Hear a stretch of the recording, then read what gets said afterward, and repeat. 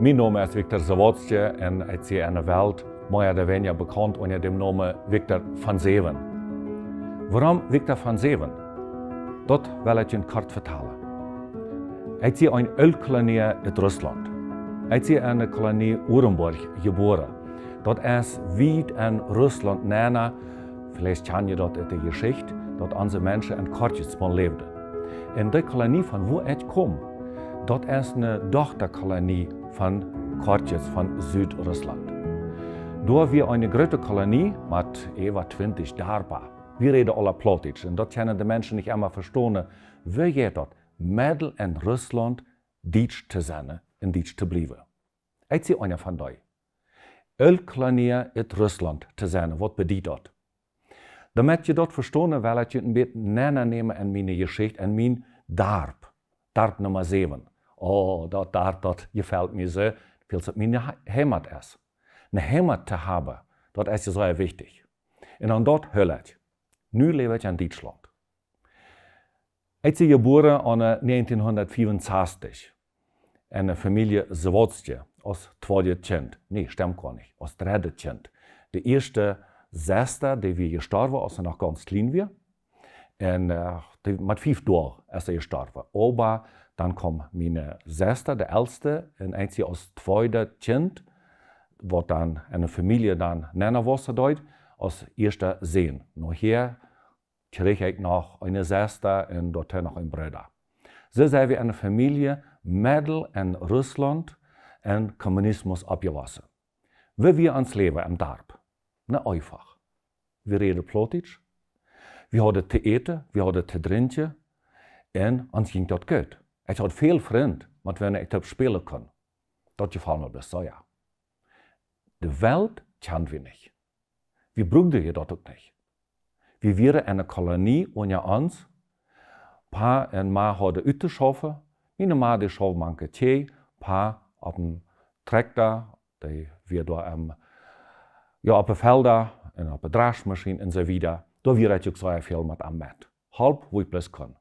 Ich kann mir noch denken, als ich klein war, so rund 5 Jahre, dann krieg ich das erste Paar Beize mit Fuppe. Wir waren selbst als Kinder dann mit Drohbeiner, so eine Karte Beize halt wie, Drohbeiner hier ewa.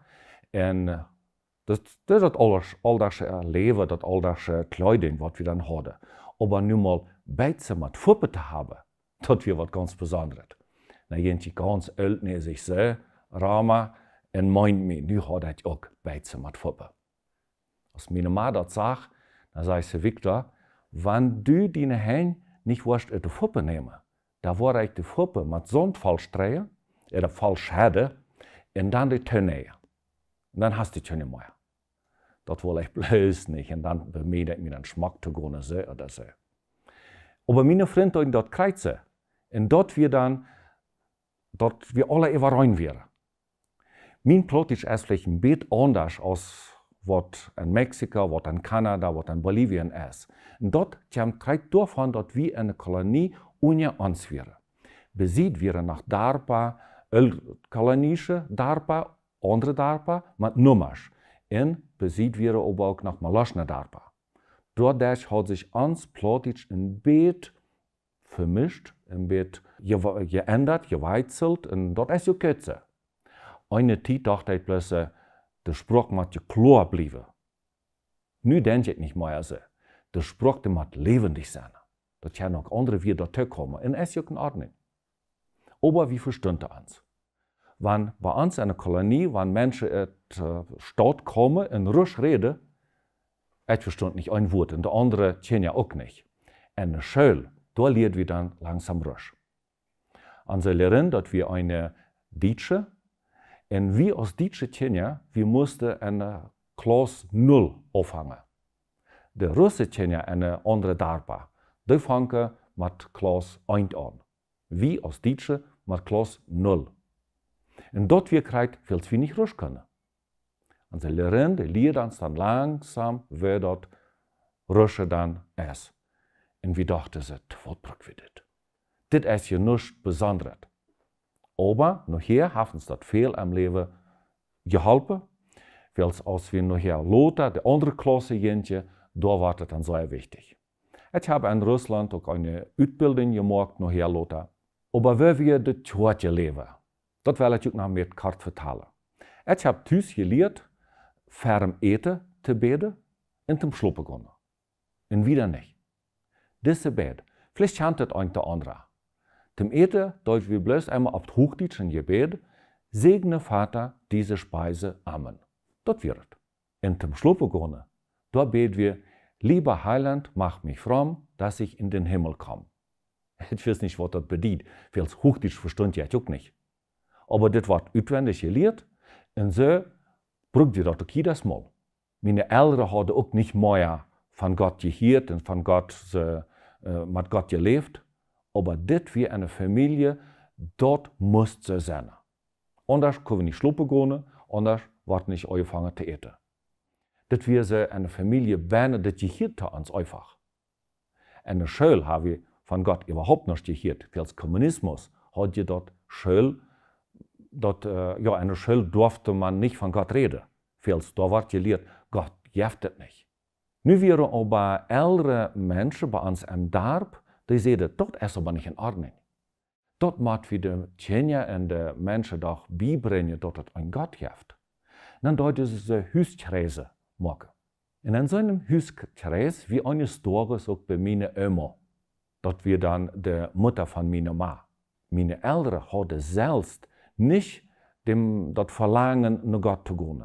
Aber die Eltern, also meine Eltern, ihre Eltern, die hatten das ganz stark.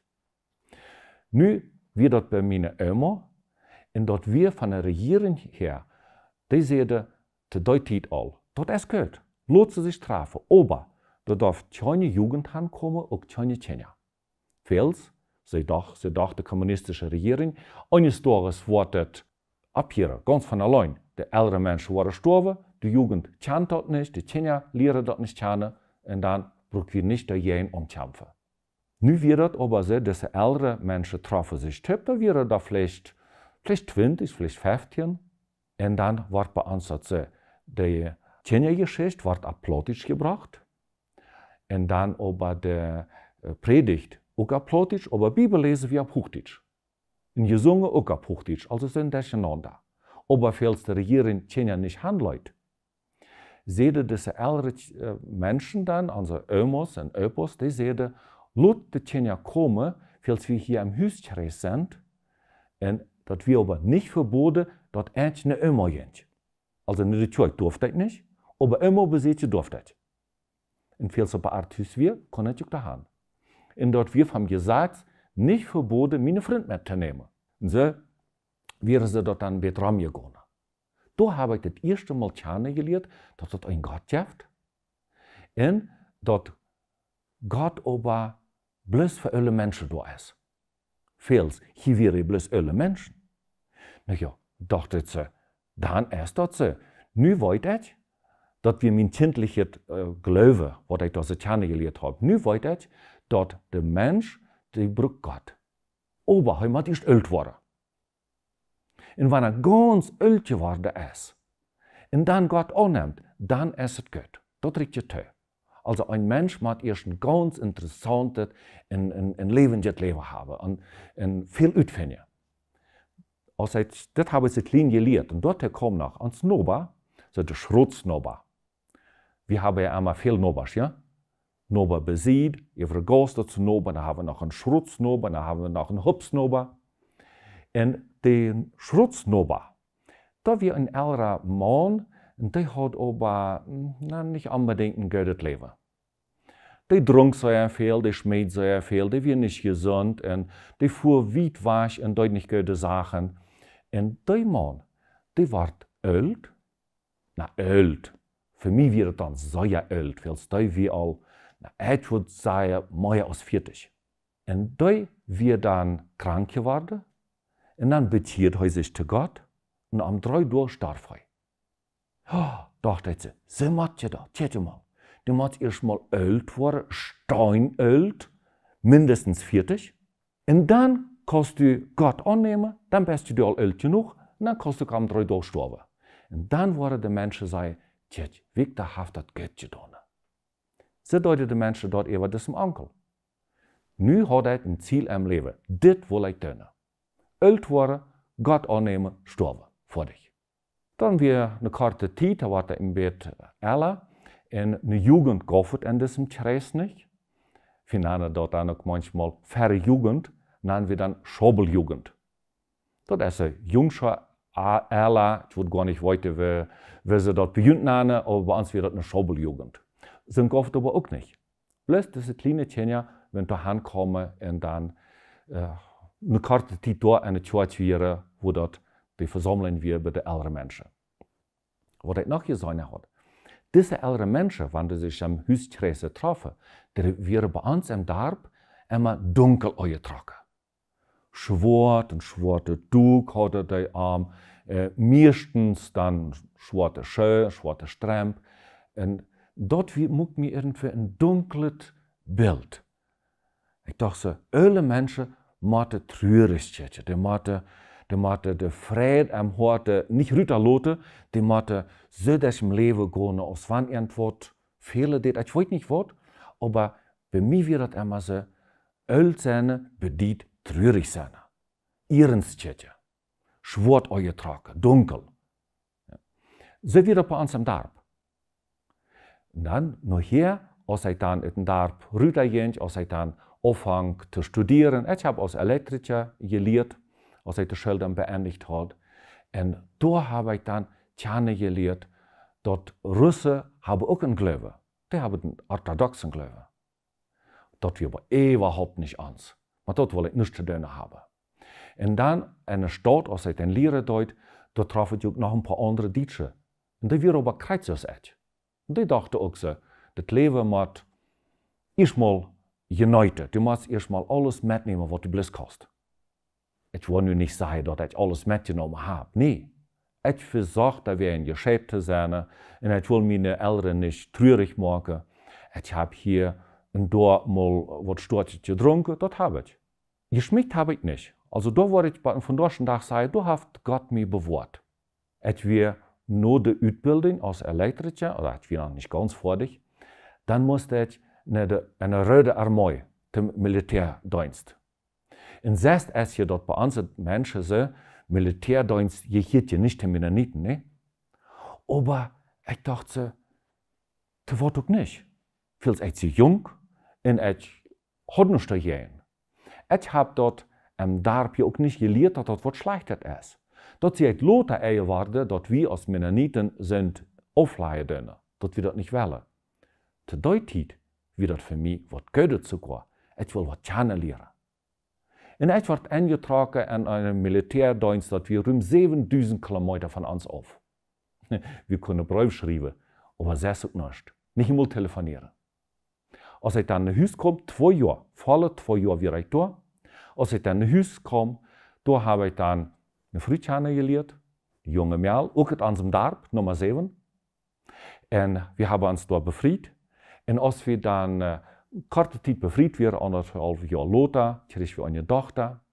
Und mit dieser Tochter, ihrer 3, hatten wir dann irgendwann die Möglichkeit, nach Deutschland auszuwandern. Und das tun wir auch. Warum? Weil in Deutschland ist ja alles nicht, wir müssen ein neues Leben aufhängen. Aber wir wurden diesem Schritt, anders zu werden. Aber nicht, weil wir unzufrieden wären in Russland. Nee, wir kennen das da. Aber wir wollen doch was Frisches kennenlernen. Wir wollen was Frisches erleben als Familie. Und wir sagen, hier gibt es eine Chance, in Russland runterzufahren. Weil der Kommunismus hat das Land zugemacht. Keiner darf runterfahren. Wie nicht einmal da in einer Stadt durften wir weit wegfahren. Das war nicht so einfach. Nu gab es die Chance und den nahmen wir. Und so sind wir an 1990 von Russland die Kolonie verlassen. Andere Menschen auch. Die anderen Menschen in den Dorf auch. Und dann verlassen wir Russland und tragen nach Deutschland.